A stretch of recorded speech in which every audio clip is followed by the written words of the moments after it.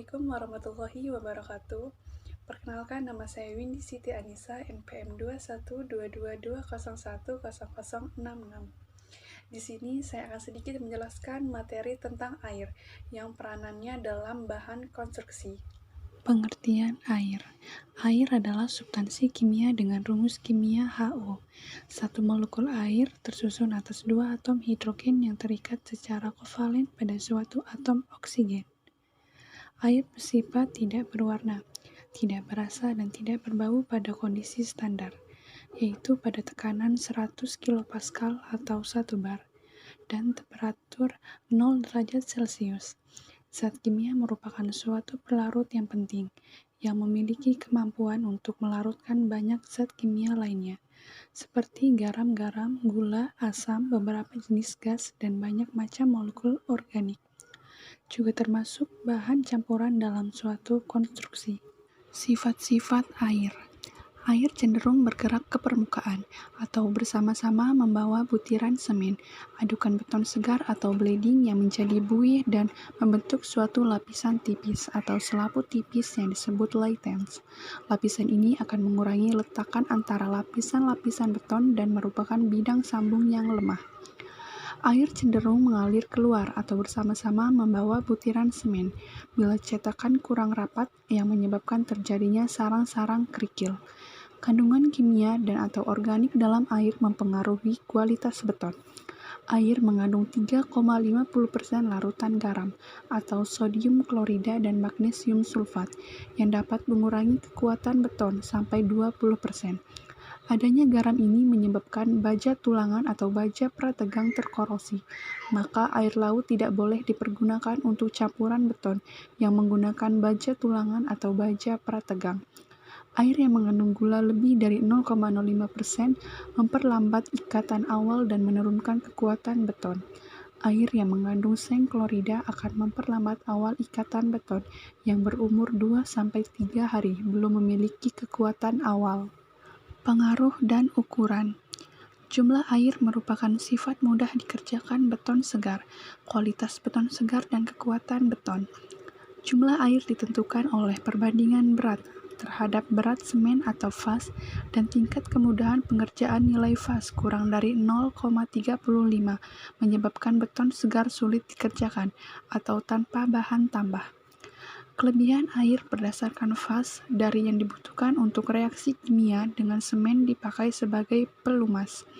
Penambahan air atau dari jumlah air berdasarkan fas dengan tujuan meningkatkan kemudahan pengerjaan akan mengakibatkan kualitas beton turun dan beton poros. Peran air dalam bahan konstruksi. Air merupakan bahan dasar yang sangat penting dalam pembuatan konstruksi, bahan bangunan dengan struktur beton bertulang.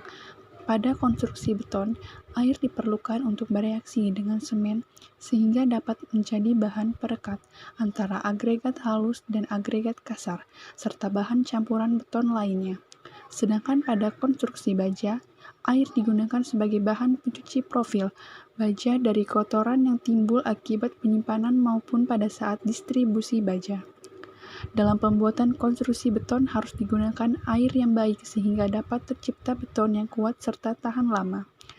Air yang baik untuk campuran beton bertulang sebaiknya harus memenuhi persyaratan standar nasional Indonesia, yaitu sebagai berikut.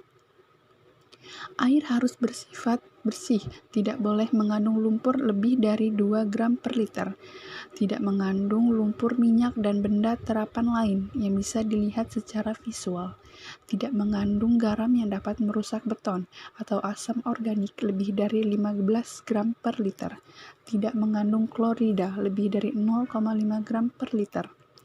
Air yang digunakan sebaiknya dari jenis air tawar, karena air asin atau air laut mempunyai kadar garam yang tinggi, sehingga dapat mengakibatkan besi tulangan berkarat, dan konstruksi beton tidak mempunyai kekuatan optimal, karena pemilihan air yang salah pada saat pelaksanaan.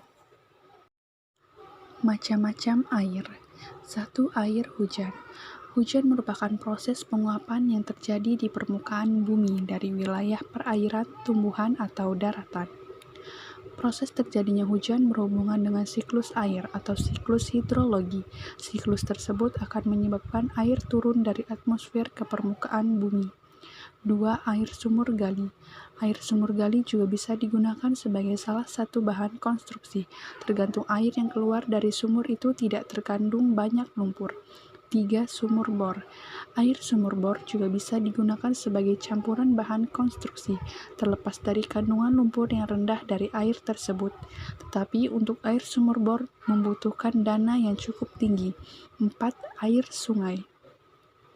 Air sungai juga bisa menjadi campuran bahan konstruksi.